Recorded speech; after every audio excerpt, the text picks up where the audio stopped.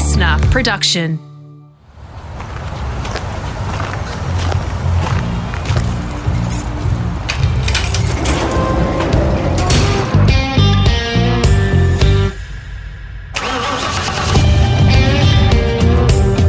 I'm automotive commentator and journalist Greg Rust, and this is Rusty's Garage. I'm in Melbourne for this ep at the end of an unforgettable day. Earlier I'd been at the Albert Park GP track getting ready for broadcast work around the first event of the 2020 F1 season. The Australian Grand Prix is one of my favourites. We're all excited to see and hear the latest Formula One cars and to perhaps get a sense of who was fast and who was behind the 8-ball at the end of the day's 2 scheduled 90-minute practice sessions. Not one wheel turned. Sadly, a McLaren team member tested positive to the coronavirus that had begun sweeping the planet, and the squad opted to withdraw from round 1. The organisers considered all sorts of alternatives, but unfortunately the event had to be cancelled on what was meant to be the 25th running of the F1 race here. So now that I've got some spare time, I've teed up a chat with Rubens Barrichello at his hotel. The Brazilian was back down under to race in the new V8-powered S5000 open wheel class, which was on the support bill at the GP. As you'll hear, Rubens is infectiously passionate about cars and racing, even in his late 40s. He spent nearly 20 years in F1, chalked up more than 300 starts. In fact, at the time we recorded, he held the most starts of any F1 driver in the sport's history. 11 wins, 68 podiums, and 14 pole positions. He drove for some great teams, contributing significantly to their success too. Notably at Ferrari alongside Michael Schumacher, and Brawn when Jenson Button took the title. They say it's often the earliest influences that have the biggest impact, and for Rubens, that's particularly true. The first memory I have is going to my grandmother's house, where everybody would sit. It was a big family, Barrichello's family, and when we grew up was in Interlagos, right by the track. And Sundays, whenever they were doing the pasta, the bolognese pasta, it was for us was about watching the races. And I remember my first memory is just the Lotus 78, Mario Andretti coming, on that black Lotus. And then, the year after, I had the chance where everybody would test in Interlagos because of the weather. They would come to Interlagos to properly test. So the Renault car tested there. There was so because I was from Interlagos, they wouldn't ask me for a pass. So I was with my bicycle and I would ride straight in, and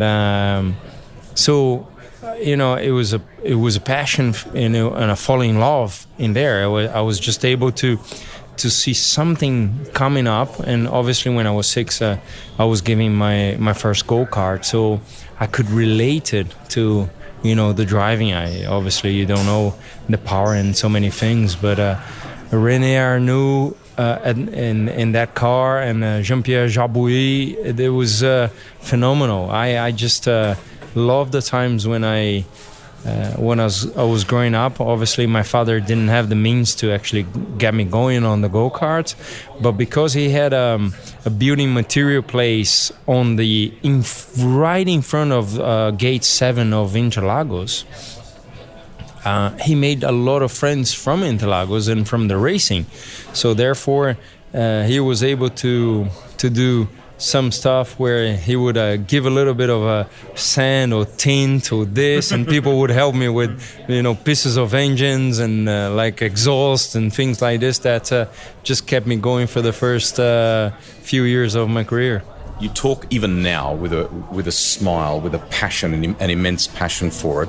When you got that first go-kart, the CV, the record books, talks about your titles. Did it come easily? Were you natural? What were the learnings like when you first got into karting? It was something that it was very natural to me, but for sure for my father, it was something that he would let give my son a chance of of a sense that I never had, like my father saying. But sensation. But that's gonna stop soon. It's not. I have a feeling that my dad never thought that would have become such a thing. Yeah. And so it was phenomenal, because when I first drove, then I remember, people coming to my dad and saying, "Oh, the kid has a talent, so you should look after that." And my dad, the only two things he asked me was, you go to school, you behave there, and you go to sleep at 8 p.m. So that's the only two things I had in my mind for my whole childhood. Did you do the right thing? I did. For me, it was everything. I wanted to race so badly that I could see that my dad was working hard, more hours to trying to provide me that, and I couldn't skip any line that he had put it to me. So when I tell my kids that nowadays, it's different world and everything, but I don't want them to be exactly the same as I say. But when I tell Eduardo is 18 and he's already racing in America, and I tell him, look, when I tell you to go to the gym, it's probably not for right now, because you have the means to and you qualify to be racing so well at the USF 2000 championship. But maybe tomorrow, I don't know, Red Bull or Ferrari, they might call me and say, oh, we got a test for Eduardo. Is he ready to do it? And I want him to be ready for what he tells me it is his dreams. So my dad, he was able to fulfill my dreams in a way that he prepared me well, and I was prepared whenever the cycle came my way. Because life, it is a cycle, isn't it? Yes. There are days that you wake up, it doesn't matter what you do, and you say, oh man, this is a bad day, or oh, this is a good day. This is life. Yes. And then, I want him to be prepared for that as well, the same way my dad did it to me. Am I right in saying you and your dad share perhaps the same birthday and the same name, and you'll have to say it in the language, in Portuguese or whatever, but they call you Little Rubens, basically. Is that right? Yeah. I'm known in Brazil as Rubinho. Rubinho means Little Rubens, because my grandpa, it is Rubens as well. Wow. And the real Rubens Barrichello is my grandpa, because he's the only name he has is Rubens Barrichello. My father is Rubens Barrichello Jr., and he was born on May 23rd, 1950. And I was the Rubens Gonçalves Barrichello, which is my mother's middle name. And then I was born May 23rd, 72.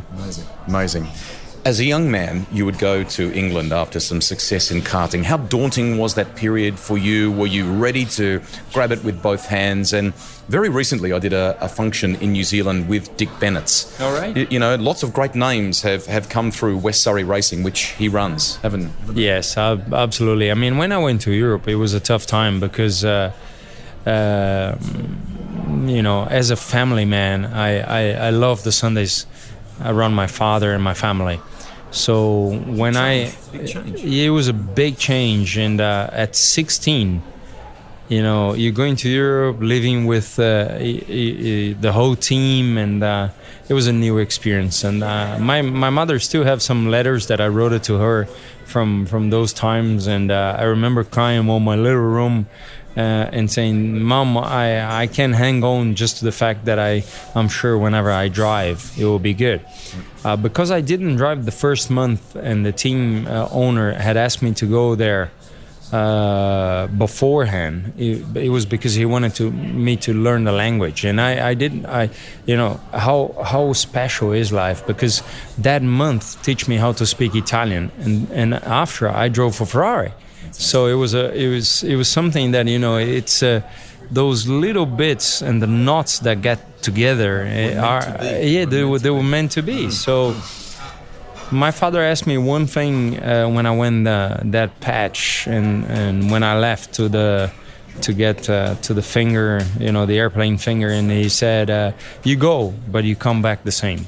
and it's such a simple thing, from a humble person, and he wanted me to be like that. And when I walk through the paddock today, like a Formula One paddock, and I see those mechanics jumping out of their work and just to say hi to me, I think I've done really well on that patch. That it was the only thing that my father said to me. So I am I'm proud of what I have achieved, obviously inside of the racing track, but most important is also the bit outside the racing track. As you should be, because it's an intensely political game. It's sport at the most elite level that can change human beings, that can change people, and clearly you kept the core Rubens Barrichello, didn't you? And I tell you, it's not that it does not change, because it does. At a certain point, you just don't get the cues anymore, because you go to a restaurant and they call you right inside, and then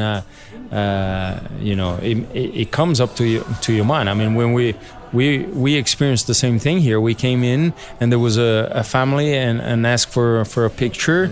And sometimes you can feel like a pop star, but it's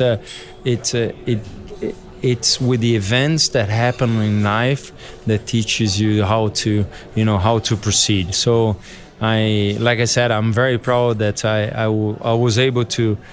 My mind did go up and went down and went up, and I'm just me. So I'm proud of that. The record books, I think, say you were about 20 when you got your first taste of Formula One. But is it true that at 19 you may have got a chance to have a crack at it at 19 years of age? Is that right or not? I think when I really sat down on that Jordan, the Yamaha Jordan 92, I was 19. Wow. And when I first drove it in Kyalami, I was still 19. What was that like for a 19-year-old man who dreamt of this, who'd been next door to Interlagos and listened and seen? What did that feel like? Oh, it was such a feeling. I mean, for me, I remember if it was today. My dad, Kyalami, different, South Africa. It was just, Ayrton Senna, Alan Prost, and it was just, it was magical. It was, I was putting really good times. I had Ivan Capelli as my teammate, and I was doing so well. My name was up there, and I felt good. Felt really good. Your career is remarkable. I mean, to look back now, and to see more than 300 starts, more than 320 starts. When you set out on that adventure with the passion that you have, it would have been a dream to tick up that tally. Did you ever imagine you would get to that number of starts in the sport? No, and then I think that's what it's good about it, because at the end of the day, people say, I got there because of this, I got there because of that. For me, I got there because I love. Yeah. And I remember my last year in Formula One, people said, you should, just go home. You've done it so much. And I kept on thinking, why should I go home? I just love driving. And nowadays, I'm still, I'm on my 7th year of stock car. I just signed to race the Argentinian Super Touring car. In there, I'm racing go-karts with my kids. I just love this. I'm here in Australia for the S5000, and it's just a feeling that I thank God for the opportunity I had to deal with what I liked it so early, and at the end, perform or not perform, it depends upon your head and your attitude and your focus. I just love what I do, so it makes it 50% easy. From your time in Formula One and all the great teams you drove for, I immediately think of you at Ferrari and the amazing contribution you made to their constructors' titles and finishing second in the World Championship and more, Rubens. Is there a car in that period where you look back and you think, it was a great era, the way they looked and sounded and things like that, but is there a car that you have maybe a little attachment to where you think that was a special car for that period of time? There was those 2002 and 2004 Ferrari cars. They were exactly the same as they describe on the wind tunnel. They came out and they said the car is going to be faster by this amount. because of this and because of that. For me, that's the translation that nowadays people get lost a little bit, and so many times during the past 5-6 years, Mercedes got it right, because the translation from the wind tunnel to the racetrack is what it is.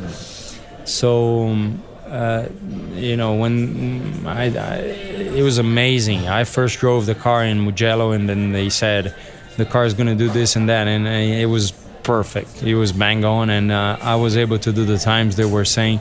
So, and it was like those times where the car from one year to the other was like a 1.5 seconds faster. So you know exactly what the kind of year you're going to have. Amazing. So, but I got to tell you that from 2008, when I had a not so good Honda car at the time, and Honda withdrew, and there was a period that nobody knew what we were gonna do. My friends would come to me and said, "What are you gonna do now after Formula One?" I said, "No, I'm gonna drive Formula One." I said, "No, but it's Bruno Senna already signed, or somebody else already signed." And I said, "No, I have a feeling that I'm gonna be driving next year." And even my wife would tell me, "Okay, so should we live in another place, and in a place that you like?" I said, "No, we're gonna do Formula One." They said later that they thought I was completely out of my mind, and for some reason I had a feeling. And whenever Ross gave me a call to tell me that I was on that brown.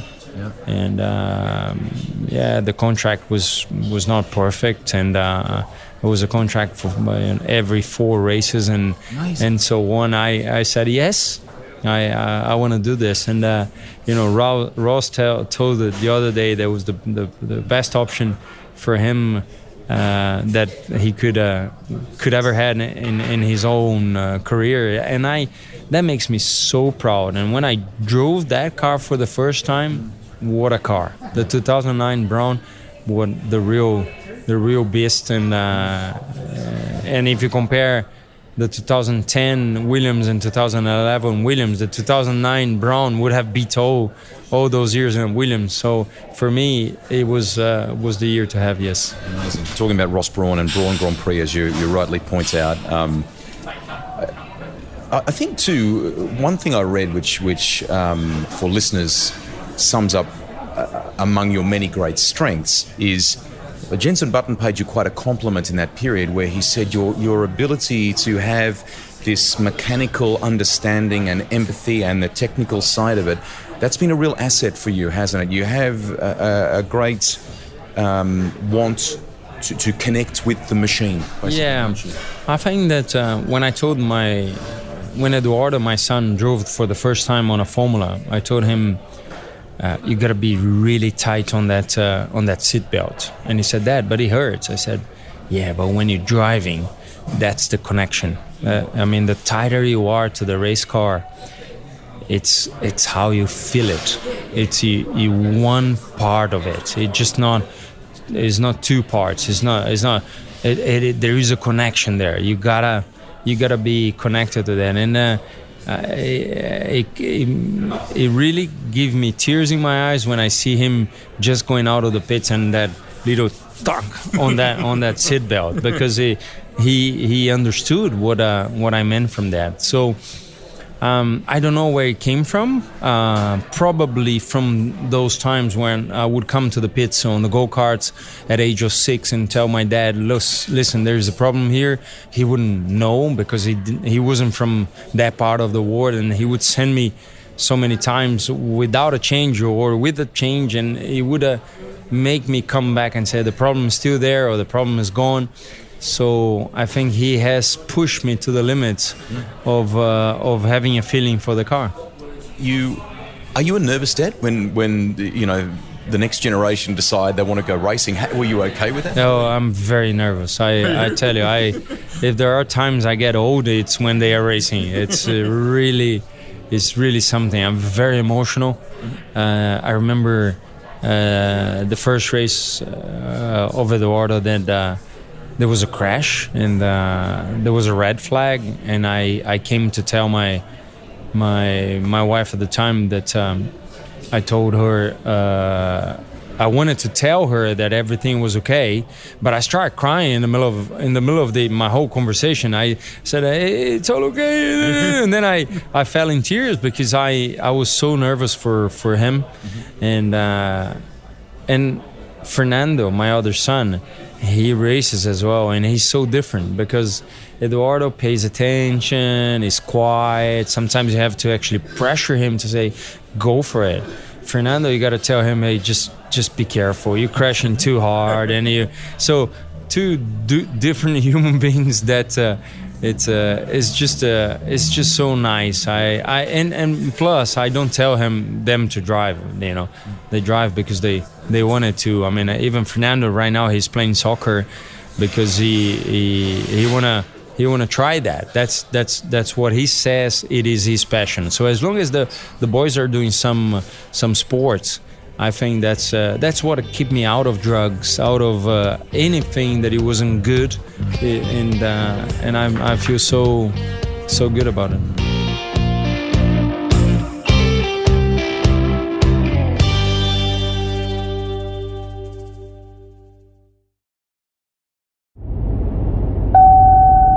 Changing the air-fuel mixture with a fuel-injected car requires a laptop and probably a degree. But with a carburetor, all you need is a flathead screwdriver. Oh, the good old days. One of your other great strengths is loyalty. And probably a story that listeners might appreciate is that, am I right in saying, in the Williams period of Formula One, you had either shaken hands or certainly agreed to go and compete with them, but an opportunity came up at McLaren, but you remained loyal to what you were going to venture into with Williams. Is that right? That probably came. That story you might know from San Michael, and it is true. It is true. I mean, I had signed a contract for Williams before the September area. It was Spa. And after that, the McLaren came, and the deal was good. It was the money was even better, but I couldn't do it. It was something that no, it was. I might have been teammates with. I would have been teammates to Lewis, and being teammates to Michael and then teammates to Lewis. It would have been something else, but the Williams was already something so assertive that I was going to do it. I couldn't drop off. Was it a hard thing to ultimately stop Formula One? You still race now, which I think is phenomenal, and that's the best piece of advice for any race driver. Don't stop cold turkey. Keep trying to do something, even if it's in an historic car or whatever it might be. But was it hard to stop Formula One? It had been the better part of your adult life. I mean, I honestly been working on the 2011 year so much on the 2012 car. So it was hard and harder not to be on that car, especially when they won the Barcelona Grand Prix. That I wasn't there, to leave that car. But unfortunately, I think, this past 10 years, it has been, the story has been a little bit more on the money side, and instead of paying a driver and receiving some cash and surviving, they thought it was a good idea. And when you see where Williams are right now, you see, I think it was they took the wrong decisions at those times with money and just kept on going, because two young drivers, they can do the job on the speed, but because of the lack of testing, if you don't have someone, it doesn't matter if you're young or not, that takes the decision left or right, because the problem has been, I don't know. That's where the problem stands, because then you go only for the telemetry, and then sometimes it cannot give you the answer. The right answer is still the driver. And if it drives you, and it's not one decision, we're talking about 100, because it could be that the front wing difference has made it better, but the diffuser did not. And you only had a chance to test both at the same time, on a different track and a different time. So you need to calculate if the wind is blowing to the right direction that is going to push you or is going to oversteer you. So you don't know. You need to know. So if you take two young guns that they say, oh yeah, the car is just slower. Sometimes it is slower, but it's the best car. So that's what drives teams to the wrong patch. A lot of time has passed, but a standout moment in your career, very sadly, was Imola and the passing of your friend in Ayrton Senna. A crazy weekend where you had a big crash yourself. In that time frame, how do you, now that a lot of time has passed, how do you compartmentalize that weekend? How do you think about it all today? It's a crazy weekend. I mean, a lot of mystery in that weekend because we don't know. A lot of bad things happen on that weekend, isn't it? It's not just the pass of Ratzenberger and Senna. There was a bad accident on the start of the race with Leto and Lamy. There was the accident on the pit stop with the mechanic. It was just a crazy weekend. I mean, on my side, the thing I can say is that I remember just before I went to qualify that I said I can do the Variante Bassa in fifth gear, and that's all I had in my mind because I was on the limiter in fourth gear. I said I can do in fifth, and then right after that I can hear the oops, I can't do it, but it was gone. It was already gone big time. I was in fifth when I crashed. You can see on the data. So the 90G and the fact that I swallow my tongue, you can imagine the impact that I had on my head. So there are good and bad things about it. I mean, obviously mostly bad because I lost my, two of one of my hero, obviously in Ayrton, but I also lost one of my brothers there racing with us, which is Ratzenberger. Yep. I lost my memory for a good 20 days. Wow. And I cannot remember taking Ayrton to, you have seen pictures of me carrying him up to the coffin, and I can't remember that. So that's something that it's a positive because it's such a sad moment, and it's something that whenever it was 10 days after, I still suffering a little bit because of a broken nose and everything. I said, okay, there's a test, Silverstone, new car, and it's a new era. What means that you go flat and you try to kill yourself again. If you don't kill yourself again, it means that you like this. Otherwise, you just give up and go home and do something else. At that time, I beat my own record at Silverstone, and I knew that that's what I wanted to do. You were meant to stay, which is terrific. Bounce through a couple of cars for me. Firstly, stock cars in Brazil. Mark Winterbottom, who races in the Supercars Championship here in Australia, has been over and tackled them. What are they like? And tell our Australian and Kiwi listeners a bit more about them. Well, the stock cars, it is a car that weighs pretty much 1,300 kilos. We have around 450 horsepower on 82% of a butterfly carburetor, which means that when you press the push to pass, it goes to 100 open butterfly, and then you have a 500 horsepower. So we have that as something to overtake, and you have a certain number per race, and the series is really competitive. I mean, sometimes for a couple of tenths you could be first or eighth. So great names racing, great Brazilian drivers that are racing, great people that are all over the world, and also the great Australians that came and raced on that double race there. And it's a series that I've always had an eye for it, and I told myself as soon as I'm done with the open wheel, I want to do stock cars. So I am in love with that. I have a motorhome, a small one that I go from the Wednesday to the Sunday. I'm on the racetrack. That's all I do. I eat at the track. I race at the track, and I have a really good time when I'm there. Awesome. Immersed in it. I love it. And you've been back to Australia, not just once, but twice, to drive in S5000. So for people listening, the cars kind of tip their hat to a great era of the Tasman series in this country. V8 powered open wheelers, but a more modern take on that. Have you enjoyed those cars? What are they like to drive and things like that? Oh, I tell you, when I first went out in Melbourne, I got to do turn 3, turn 4, 5. When I got to turn 6, the light, the sunlight was tremendous, and I had that that connection with God where you say thank you, I'm back here again in a track that gave me so much of a great feeling, and in those Formula One cars that they feel.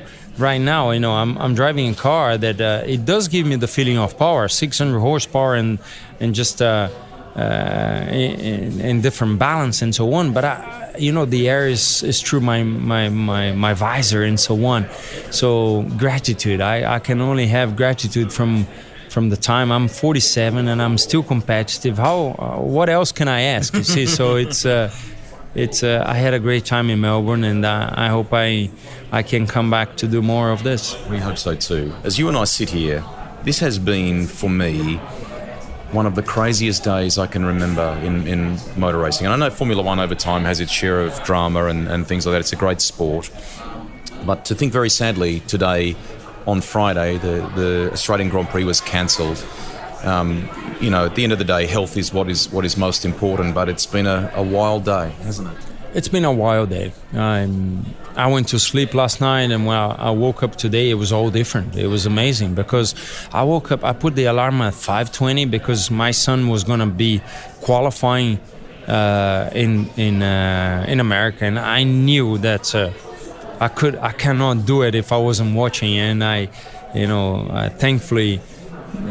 Not same as my parents. I have some technology on the phone that I had to go put a little coin into the phone and call them to say I'm on pole position. So now it's different, isn't it? I can watch on the app, and it's fantastic. Yes. That technology, and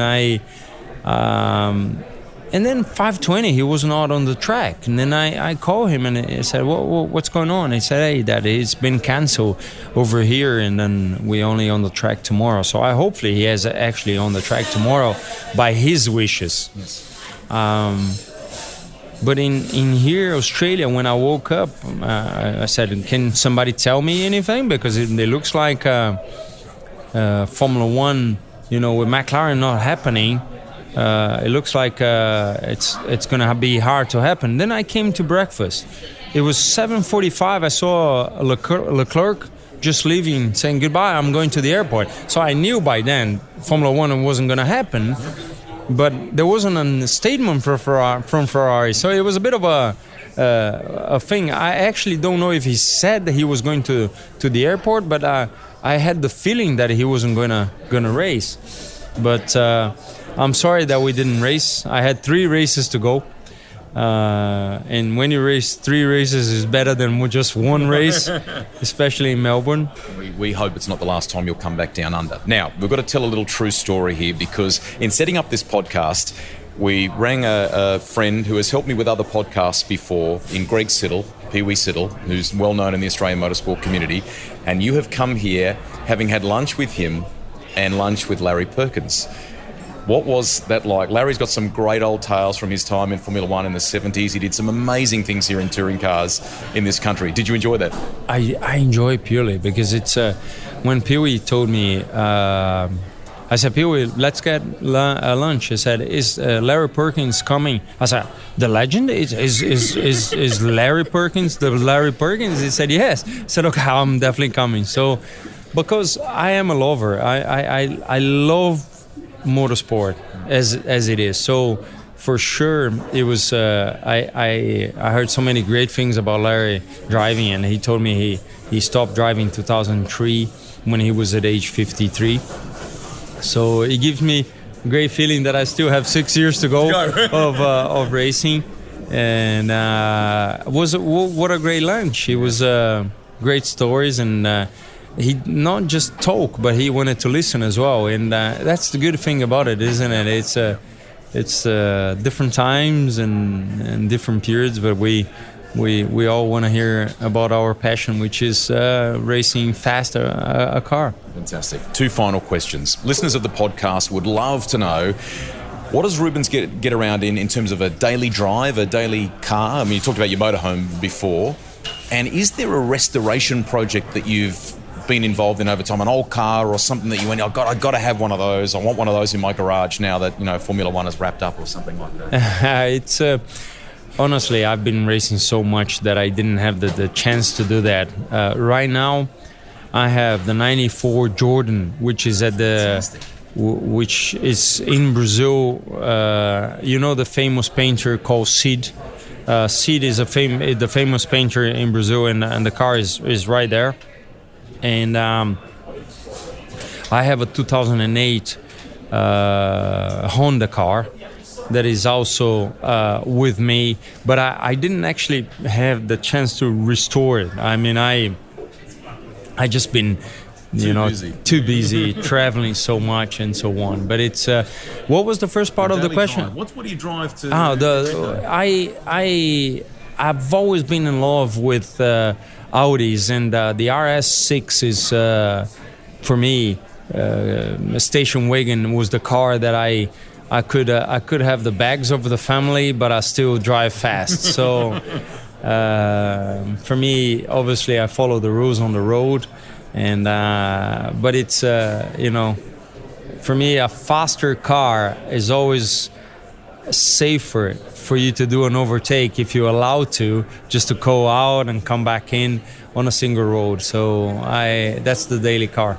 It's been fantastic to spend some time with you. Thank you very much. You're off to a function tonight. We hope you'll come back and do some more racing down under. And the great lesson for everyone is from you: follow the passion, do it as long as you possibly can. That's the clear thing with you, isn't it? Well, more important is do as long as you can if you really do enjoy. Because the other day I said to my kids, I said, hey, Daddy might not do the shifter karts anymore because my lower back is hurting. And then they gave me so much of a bad thing. They came. They said, if I was fast as you, I would never stop. So, and I said, okay, Daddy can keep on for some more years in that. And the passion is everything. Like whenever you mention Dick Bennett, I could not go out without mentioning him as well. He would come back to me so many times with those books of Ayrton Senna and how much front wing he put. I said, Dick, call it off, man. We are here 10 years after, and we need to think about ours. I mean, Senna is a good time on the past, and I had a great time with Dick Bennett, and he teach me so much about being methodical and learning how to do it. And I think the story here is about love. If you really love what you do, you're gonna have a successful time. It doesn't matter what. It's I read books that from different people, and you can see at the end of the day, it doesn't matter how much you worked. And some people might have worked much more than others, but there is love and passion on the very bottom. If there is, you're gonna have success.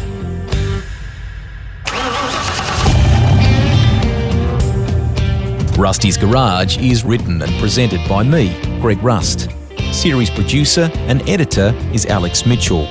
Audio production by Darcy Thompson.